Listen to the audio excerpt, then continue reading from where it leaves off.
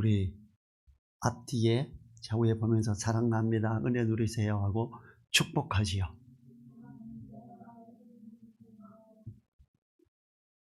오늘 말씀을 통해서 하나님 나라를 세우는 사람이라는 제목으로 말씀을 살펴보도록 하겠습니다. 오늘 말씀을 이해를 잘 하면서 상황을 그려가면서 보면요, 바울이 이렇게 이상했어 이렇게 생각이 될 거예요. 만약에 현재 우리나라 교회에서 이런 일이 일어났으면 바울은 아주 교단에서 추방당했을 거예요. 바울은 뭐라 그래요? 자기가 유명한 이들에게, 유명하다는 이들 중에 초대교회 때 유명하다는 사람이 누굴까요? 베드로? 예, 요한? 야고보 이래요. 이들 나 눈치 안 봤어. 나 그들하고 대화하고 이렇게 하고 하려고 그거 안 해. 이렇게 합니다. 그들 뭔데? 그리고 이제 3장으로 넘어가면 뭐가 나오냐 하면요, 베드로를 책망했던 게 나와요. 어떻게 보면 뭐 이래 이거 이럴 정도로 그런 겁니다. 하나님 나라를 세운다는 것은 하나님의 말씀에 따른 다스림, 통치가 이루어지게 하는 사람들이 하나님 나라를 세우는 사람이지요. 어떤 교단이나 총회에서 그 총회회장 말 듣고 아멘하고 따라가야 돼, 이걸 말하는 게 아니에요. 진짜 하나님의 말씀에 따른 통치가 이루어지게 하는 사람들, 이러한 사람은 하나님의 말씀을 먼저 생각하며 말씀을 순종하며 살아가는 사람들이지요. 성경은 이러한 사람들을 소중히 여기며 주님이 함께 하시며 위로하시고 힘을 주시는 걸 볼 수 있습니다. 주님께서 기도를 가르칠 때 나라의 임하옵시며 라는 부분이 있지요. 바로 하나님 나라가 세워져 가기를 소망하는 주님의 부탁으로 기도의 중요한 요소가 되어야 되는 걸 이야기합니다. 기도의 핵심에서 하나님의 다스림이, 하나님의 통치가, 그게 나에게 있게 해주십시오, 이게 나라의 임하옵시며예요. 주기도문을 할 때 하나님 나라가 세워지기를 원하는 마음을 가지고 기도하는 사람마다 하나님 나라가 세워지기를 위하여 기도하는 사람이고 하나님의 나라를 세우는 사람이죠. 오늘 사도 바울이 그런 관점의 사람이에요. 사도 바울은 초대교회의 사도들이 볼 때 뭐 이렇게 엉뚱한 놈이 있어 이럴 정도로 오늘 내용에서 엉뚱하게 나옵니다.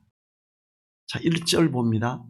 14년 후에 내가 바나바와 함께 디도를 데리고 다시 예루살렘에 올라갔노니, 여기 단판 지구로 갔어요. 여기에서 14년 후라 하면 갈라디아서 1장 18절의 예루살렘을 방문하고 14년 후에 다시 방문했음을 말하는 겁니다.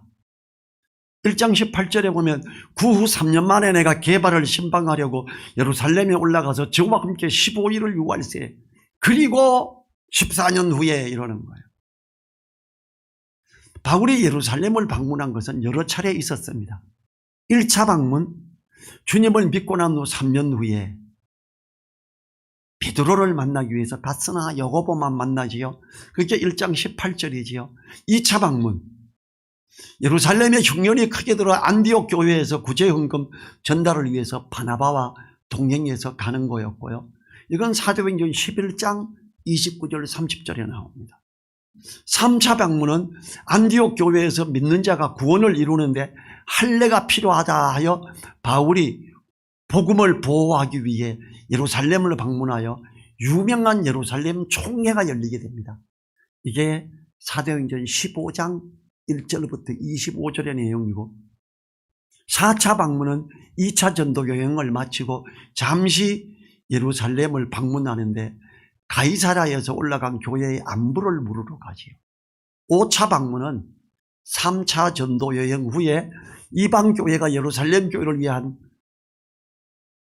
연보를 했고 이걸 전달하러 가는데 목숨을 걸고 갔었죠. 그리고 잡혀서 로마로까지 압송하게 됐었죠.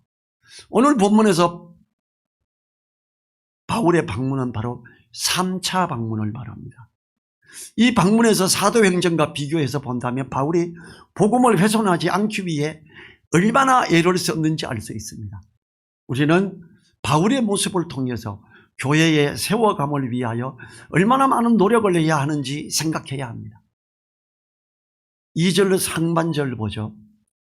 계시를 인하여 올라가 이방 가운데 전파하는 복음을 저희에게 제출하되. 자, 바울은 1차 전도 여행 후에 안디옥 교회에서 사역을 할 때에 유대인 형제들이 내려와서 할례를 받아야 그래야 구원이 완성된다 하는 이야기를 들어요. 이 말을 제거하기 위해서 명확한 복음을 사도들에게 제시한 것을 보게 됩니다. 사도행전 15장 1절과 2절 제가 읽어보겠습니다. 어떤 사람들이 유대로부터 내려와서 형제들을 가르치되 너희가 모세의 법대로 할례를 받지 아니하면 능히 구원을 얻지 못하리라 하니 바울과 바나바와 저희 사이에 적지 아니한 다툼과 변론이 일어난지라. 형제들이 이 문제에 대하여 바울과 바나바와 및 그 중에 몇 사람을 예루살렘에 있는 사도와 장로들에게 보내기로 작정하니라. 유대인 중에 몇이 내려와서 야, 안디옥 교회 너네 하느님 안에서 거듭났다고? 뭐 침례 받았다고? 야, 할례 안 받으면 끝이야. 할례 안 받았으면 구원 못 받는 거야. 하나님의 자녀되는 백성들은 표시를 몸에 둬야지. 사도 바울이 발끈합니다. 무슨 소리야? 우리 예수 이름으로 제사 안 받고 예수 이름으로 침례 받고 거듭난 하나님의 자녀들이 됐는데 지금 무슨 개소리 하는 거야? 막 15장 2절에서 바울과 바나바와 저희 사이에 적지 아니한 다툼과 변론이 일어난지라. 바울이 뚜껑 열려버렸어요. 무슨 복음을 지금 율법 가지고 그 말을 하려고 그래 이러면서 막 난리 나요. 그래서 이 갈라디아서는 뭐냐면요, 율법이냐 은혜냐예요. 우리의 구원은 율법으로 말미암느냐 믿음의 은혜로 말미암느냐, 이걸 비교한 게 갈라디아서입니다. 그리고 율법의 어떤 횡리에 따라서 가고자 하는 베드로를 책망하는 부분이 오늘 여기에서 나오는 거예요. 그 다음번에서 나오죠. 사도행전에는 기록되지 않았지만 당시에 바울이 사도들에게, 이방인들에게 복음을 전하였던 것을 요약하여 제출했습니다. 봐요. 이방 가운데 전파하는 복음을 저희에게 제출하되 그래요. 제출하되라는 것을 볼 때 바울은 복음을 명확히 정리하여 사도들에게 서류로 제출한 것을 봅니다. 바울이 얼마나 귀찮은 일을 하였는지 알 것입니다. 눈도 어둡습니다. 그때 당시에 요즘처럼 펜이나 볼펜이나 만년필처럼 간단하지 않습니다. 글을 쓸 때.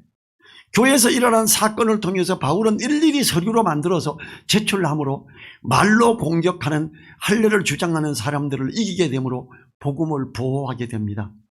우리는 혹 교회가 평안하고 진리 가운데 제대로 서게 하기 위하여 이처럼 수고를 합니까? 귀찮다고 포기를 해서는 안 됩니다. 수고를 함으로 교회는 말씀 안에서 옳게 세워져 가는 것입니다. 여러분, 제가 선교단체에 있다가 이 시골에서 복음을 전하고 싶어서 일부러 방미받으러 시골에 내려갔다가 2년 있다 서울을 올라왔는데 선교단체에서 절반 멤버들이 개척을 했고 거기에 제가 전도한 형제가 있었어요. 그래서 제가 그리 갔어요. 갔더니 온통 방언을 하는 거예요. 성찬 예배 시간에 끝나고 나면 방언으로 찬양을 해. 방언 지금 할렐루야 할렐루야 할렐루야 할렐루야 찬양 2절이 되면 막 온통 떠들면서 방언 찬양을 합니다. 제가 성경을 보니까 통역함이 없으면 교회에서 하면 안 되는 거예요. 이걸 건의를 했어요. 이걸 왜 해야 됩니까? 아니 형제, 방언을 하는데 왜 방언을 왜 교회에서 합니까? 집에서 하지. 그 중에 책임자 중 한 형제가, 제가 고린도 전서 14장을 가지고 하지 말라 그랬잖냐. 이 방언은 14장에 있는 방언하고 다르다. 12장의 방언이다. 그래요? 그렇다는 거는 입증해 볼래요? 말씀으로 입증해 보세요. 형제 그 말을 안 듣습니다. 제가 이걸 자그마치 8년 이상을 건의했습니다. 해마다 1년에 한 2번 정도씩 교회 지도자 중에 한 명이니까 그 중에 제가 정말 존경하는 정말 멋진 주님의 일꾼인 사람, 이 사람이 안경을 이렇게 올리면서 평철 형제 도대체 왜 그래? 우리가 이 방언 찬양 방언으로 얼마나 은혜를 누렸는지 알아? 그래. 제가 그래서 형님 아무리 은혜가 돼도 말씀에서 정확하게 입증이 안 된다면 이걸 하면 안 됩니다. 계속 성찬 예배 때마다 그 선교단체 그 교회에서는 설교는 예배가 아니에요. 성찬 드리면서 형제들 중에 누구든지 말씀을 깨닫거나 보여준 사람이 있으면 나누는 거고 누구든지 성찬을 집도해요. 그런데 마지막에 할렐루야 찬양을 하는데 방언 찬양이 나와. 제가 8년 이상 걸 건의하다 안 돼서 제가 기타 치고 제가 찬양을 인도하는 책임자였거든요. 마지막 찬양 할렐루야에서 바꿉시다. 뭘로 바꾸고 싶냐? 모든 영광을 하나님께, 모든 영광을, 그 다음에 예수님 찬양 받으소서. 이거 3절까지 다 가사가 있으니까 할렐루야 할렐루야 할 때 똑같은 걸 하다가 두 번째 방언 찬양하다 이거는 2절에도 가사가 있으니까 방언 찬양이 끝나버렸어요. 제가 머리를 쓴 거예요. 어떻게 하면 이걸 중지하게 할까? 정말 똑똑해요. 국제 법학 박사예요. 그 형님이 저한테 낚인 거예요. 병철 형제 그거 좋다? 그 찬양 얼마나 멋있어. 그렇지 얼마나 은혜스럽습니까? 예배 마치는데 할렐루야보다 이게 낫지 않겠어요? 그래 그러자 오케이 다음 주일부터 제가 마지막 찬양 이걸로 합니다. 기타 딱 치고 해버리니까 항상 제가 인도자거든요. 수년간 기타 치고 찬양을 먼저 하는 사람은 저예요. 예배 시간에 맞지 않는 찬양 간과하는 찬양 나오면 제가 그럽니다. 형제님 자매님 이 찬양은 간구의 찬양이기 때문에 예배에 맞지 않습니다. 그래서 그건 조금 이따 간증 시간에 하겠습니다 하고 간증 시간에 꼭 했어요. 그 대신. 그리고 방언 찬양이 끝났었어요. 저는 그때 정말로 이 말씀 안에 있는 걸 건의해야 된다 하자 해서 그게 이루어졌던 거죠. 아마 저의 마음이 바울보다야 덜 하겠지만 그런 심정이 아니었을까 싶어요. 그래서 그걸 자기가 복음 전하고 사람들이 어떻게 변했으며 그들이 예수님 믿고 침례를 받고 나서 성령이 임하며 그들이 역사가 일어나고 주님 안에 변하고 다시 그들이 복음 전하자가 되었음을 낱낱이 기록을 내서 사도들에게 제출을 한 거예요. 이방 가운데 전파하는 복음을 저희에게 제출하되 이 서류를 만들어서 제출함으로 말로 공격하는 할례를 주장하는 사람들을 이기게 되므로 복음을 보호하게 됩니다. 2절 하반절 보죠. 유명한 자들에게 사사로이 한 것은 내가 다름질하는 것이나 다름질한 것이 헛되지 않게 하려 함이라. 이 유대인 형제들이 예루살렘에서 왔었어요. 사도 바울은요 베드로나 요한이나 유명한 그들에게 사사로이 안 했어요. 베드로 사도님 존경합니다. 제가 순종하겠습니다. 이렇게 안 했습니다. 뭐라 그래요?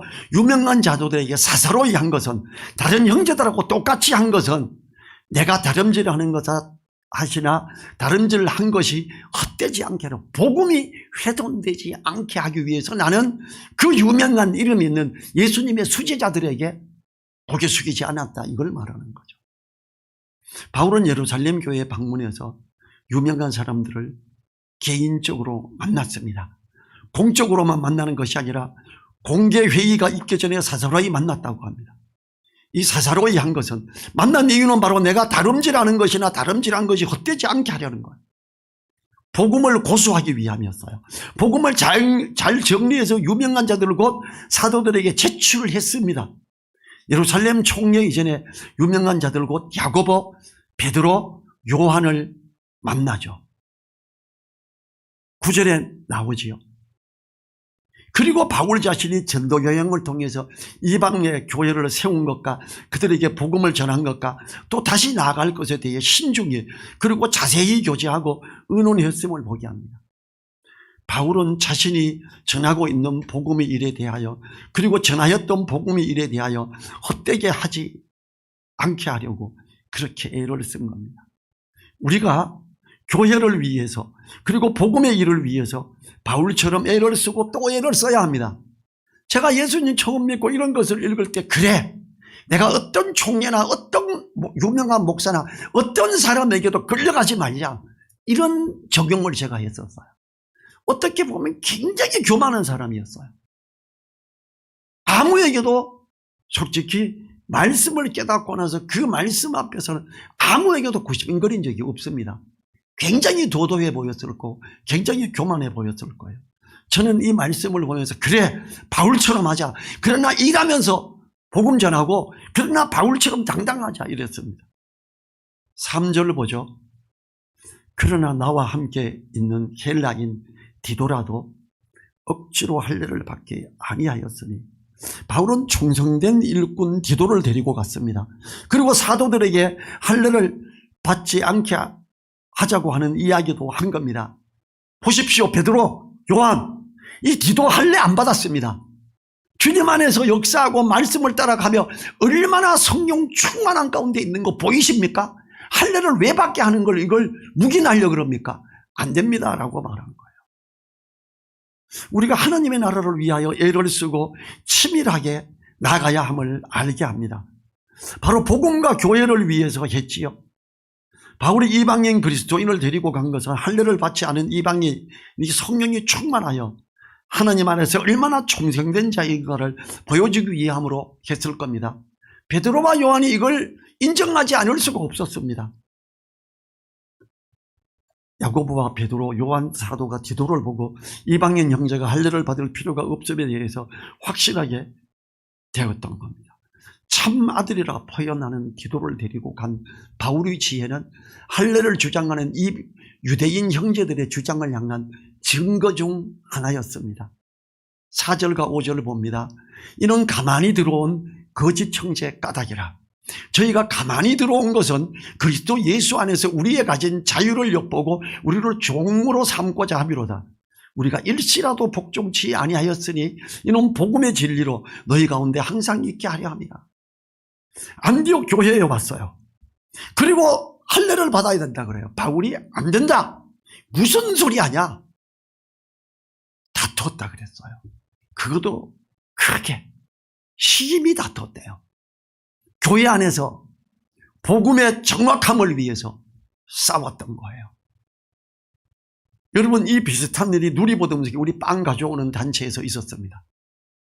어떤 운영위원회 중에 한 명인 여자 목사가 다른 친구 여자 목사가 교회에서 가르치고 하는데 너무 부족함을 느끼고 참 힘들어 전태식 목사에게 가가 배워. 그러면 가르침이 얼마나 풍성하고 좋은지 몰라? 막 성경도 그가 어떤 해서 뭐 아나바다 성경 이래가지고 전태식 목사 이래가 진주초대교회 이 사람이요 예수 이름으로 구원을 받는데 천국 가려면 신명기를 다시 잘 순종해야 된대요. 율법으로 돌아가는 사람이에요. 제가 식사 시간에 잠깐만 목사님 뭐라고 했어요? 지금 이분한테 전태식인데 가서 들으라 그랬어요. 전태식이 복음에서 잘못된 거 모릅니까? 제가 따박따박 따지면서 얘기해요. 누리보듬에 이상한 거 들어오는 거 제가 있는 한 용납 안 됩니다. 다른 젊은 남자 목사가 목사님이 뭔데 교만하게 그러세요 그래. 당신이 내가 누군지 알아? 나 어떤 사람인지 아느냐고. 모르고 이렇게 함부로 말해? 전태식이 잘못됐어. 그 안에도 아주 잘못됐어. 거기에 많은 목사님들이 따라가고 있는데 복음에 율법을 더하는데 이게 옳은 거야? 저는 지금도 그럽니다. 아직도 여의도 손복음에 소속되어 있는 단체 교회로 있어요. 제가 지난달에 여의도 손복음에서 핵심 멤버 그 교회들 중에 아주 서열 5위 안에 드는 목사님을 만나서요. 그분이 저를 좋아해요. 목사님 이렇게 잘 가르치고 이렇게 하는데 왜 전태식을 거기 놔둡니까? 내쳐야 되지 않습니까? 얼마나 많은 순복음 목사들이 거기 넘어가는지 아십니까? 안 돼요. 우리는 이미 외면을 했고 이제 곧 정리할 거래. 목사님 앞장서서 빨리 좀 하세요. 그래. 우리가 복음을 훼손하는 어떤 것들을 볼 때는 우리가 거기서도 사랑으로 참지 뭐 이러면 안 됩니다. 지금 사도 바울은 복음이 훼손될까 봐 아주 강력하게 이렇게 하고 있지요. 7절과 8절 했지요. 6절 할 차례네. 6절요.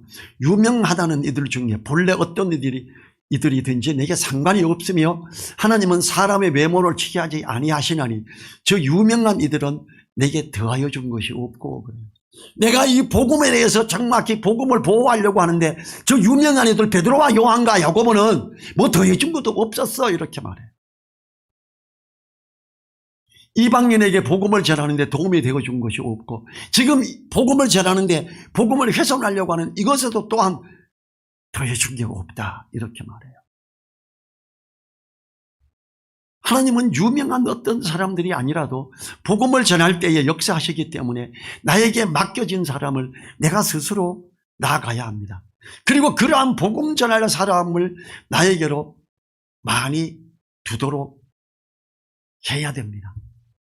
절대 복음을 내가 전해야 될 사람을 다른 사람에게 양보하거나 뒤로 물러나지 마십시오. 욕을 먹어도 하셔야 됩니다. 7절 8절을 보죠. 도리어 내가 무할례자에게 복음 전함을 맡기를 베드로가 할례자에게 맡은 것 같이 한 것을 보고 베드로에게 역사하사 그를 할례자의 사도로 삼으시니가 또한 내게 역사하사 나를 이방인에게 사도로 삼으셨느니라. 베드로 수제자 베드로가 사도지. 그래 유대인들의 나 이방인들을 향한 사도로 하나님이 세우셨고 내가 말씀 안에서 복음을 보호하는 자로 꿀릴 게 전혀 없었다. 이걸 이야기하고 있죠. 바울은요. 율법적인 어떤 것에서 타협하고 하는 걸 절대로 용납 못하고 갈라디아 교회 사람들에게 지금 이걸 쓰고 있는데 봐라. 하나님이 나로 이방인의 사도로 삼으셨지 않느냐. 복음이 이렇게 훼손되지 않게 해라. 왜 율법이 믿음의 은혜를 침범하려고 그러는데 거기 넘어가려고 그러냐. 베드로 그래 좋아. 나는 어떤데. 나도 사도 아니냐 이래요. 9절을 봅니다. 또 내게 주신 은혜를 알므로 기둥같이 여기는 야고보와 게바와 요한도 나와 바나바에게 교제의 악수를 하였으니 이는 우리는 이방인에게로 저희는 할례자에게로 가게 하려 합니다. 베드로와 바울은 각각 주님 앞에서 나아갈 바를 정하고 나아간 겁니다. 우리 역시도 각자가 맡은 자들을 향하여 나아가고자 해야 합니다. 베드로와 바울이 나아가고자 하는 사람들은 바로 믿지 않는 사람들입니다. 복음을 들고 나아가는 것입니다. 때문에 바울은 로마서 1장 16절에서 내가 복음을 부끄러워하지 아니하노니 이러는 거예요. 여러분 유럽 초대교회 후기 교회들이 사도 요한을 더 귀하게 여겼을까요? 사도 베드로를 더 귀하게 여겼을까요? 여러분들은 누가 더 귀해 보입니까? 저는 사도 바울이 더 귀해 보입니다. 왜? 신약 성경의 50% 이상을 기록한 자입니다. 사도 요한 물론 귀하지요. 제가 이번에 터키를 가보니까 에베소 교회를 사도 요한 교회로 바꿨고 그 사도 요한 교회는 그 규모가 어마어마했습니다. 사도 바울 사도의 기념교회는 조그만합니다. 그때 당시에 사람들에게 사도 요한이나 베드로는 엄청난 존재였고 사도 바울은 그리 엄청난 존재가 아니었습니다. 바울은 지금 복음이 훼손되지 않게 하기 위해서 예루살렘 교회에 가서 강력하게 했던 것처럼 지금 갈라디아 교회에 강력하게 표현하고 있는 거예요. 나 이방인을 향한 사도 아니냐? 베드로 유대인들을 향한 사도 아니냐? 하나님이 베드로를 보내듯이 나 또한 보낸 거 아니냐? 너희들 내 복음에 대한 것 잘 인식해. 왜 그러는 거야? 이렇게 하는 거예요. 너무 이 하나님 안에서 얼마나 소중한 존재의식을 갖고 있는지 모릅니다. 자, 우리 갈라디아서 2장 11절부터 14절까지를 같이 읽읍시다. 소리내서. 갈라디아서 2장 11절부터 14절 같이 읽어요. 게바가 안디옥에 이르렀을 때에 책망할 일이 있기로 내가 저를 면책하였노라. 야고보에게서 온 어떤 이들이 이르기 전에 게바가 이방인과 함께 먹다가 저희가 오매 그가 할례자들을 두려워하여 떠나 물러가며 남은 유대인들도 저와 같이 외식함으로 바나바도 저희의 외식에 유혹되었느니라. 그러므로 나는 저희가 복음의 진리를 따라 바로 행하지 아니함을 보고 모든 자 앞에서 게바에게 이르되 내가 유대인으로서 이방을 쫓고 유대인답게 살지 아니하면서 어찌하여 억지로 이방인을 유대인답게 살게 하려느냐 하였노라. 그래요. 베드로가 와서 안디옥 교회에서 이방인 형제들하고 같이 식사를 하고 있다가 야고보에게서 예루살렘 교회에서 온 유대인 형제들이 오니까 이방인들하고 앉아서 밥 먹으면 유대인법의 율법이 안 돼요. 그 자리에서 일어나 버린 거예요. 그랬더니 바나바도 따라서 일어난 거예요. 바울 사도는 뚜껑이 열렸습니다. 게바 보고 당신 뭐하는 사람이야? 왜 복음을 훼손시키려고 그래? 너 사도면 다냐? 왜 율법의 행위를 따라서 이렇게 함으로써 바나바를 넘어지게 하려고 그래? 왜 형제들에게 엉뚱한 걸 심어주려고 그래? 게바야 너 틀렸지 않냐? 이렇게 책망하게 나오는 거예요. 지금 갈라디아 교회의 복음 안에서 명확함이 얼마나 중요한지를 강조하기 위해서 게바까지 내가 책망한 적이 있다라는 걸 이야기하고 있어요. 그는요, 나 베드로라고 요한이라고 바나바라 야고보라고 내가 물러서지 않았다. 나 당당하게 하고 복음을 훼손하는 율법적인 어떤 거 강력하게 이야기하고 모든 걸 샅샅이 정리하고 디도를 데리고 가서 보여주면서 그걸 물리쳤어. 왜 갈라디아 교회 너는 율법적인 걸 교회에 들어오게 하려고 그래? 이걸 따지는 거예요. 갈라디아서를 읽고 율법이냐 은혜냐? 믿음의 은혜다. 믿음으로 가는 거야. 이걸 결론을 못 내면 갈라디아서 읽을지 모르는 거예요. 이 바울의 고백처럼 복음은 누구에게든지 구원을 주시는 하나님의 능력이 됩니다. 첫째는 유대인에게요, 또한 헬라인에게로다. 유대인에게나 헬라인에게나 이제 믿음 안에서 다시 율법적인 걸 요청하지 않는다, 이걸 말하는 거예요. 만약에 이걸 한국교회에서 제대로 가르쳤다면 하나님의 교회로 돌아가는 일은 없어요. 하나님의 교회가 뭘 주장해요? 유월절 지켜야지. 유월절 안식일 지켜야지. 그래서 토요일날 예배하잖아요. 지금 하나님의 교회로 간 사람들이 10만 명이 넘습니다. 어마어마하게 하나님의 교회로 넘어갔습니다. 그들이 내세우는 게 뭔지 아세요? 우리 대통령 받았어, 세계에서 평화상 받았어, 국무총리상 받았어, 이런 상들 내가 우리 교회가 얼마나 칭찬받냐, 세상 사람들까지 이렇게 상을 준다. 우리가 하나님 안에서 하나님께 영광을 해서 열심히 하니까 그런 거야. 너네 이 옳은 하나님의 교회에 와야지. 이제 어머니 하나님 예배해야지. 이러니까 아멘 아멘 하고 가는 거예요. 얼마나 황당한 일이에요. 만약에 그리스도인들이 한국 교회에서 이 율법이 아니다, 은혜다, 믿음으로 말미암아 가는 거다라는 걸 명확히 가르쳤으면 기독교인들 중에 하나님의 교회로 갈 자가 어디 있겠어요. 왜 유월절을 지켜야 되는데 무슨 유월절 어린 양 대신 예수님이에요. 그런데 그 유월절 지킨다고 따라가서 유월절, 그 다음에 안식일, 안식구 첫날 주님이 부활하신 그날에 예배드리는 그걸로 가는 거지요. 그런데 옳게 안 가르쳐서 갈라디아서를 제대로 이해하고 성도들에게 명확하게 심어줬다면 그쪽으로 돌아가는 성도는 없었을 거예요.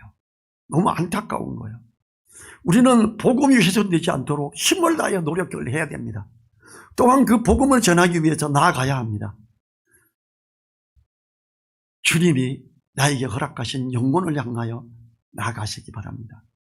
그러할 때 하나님의 나라가 세워집니다. 복음에 대해서 훼손하는 듯 앞에 어떻게 방해가 될 때는 강력하게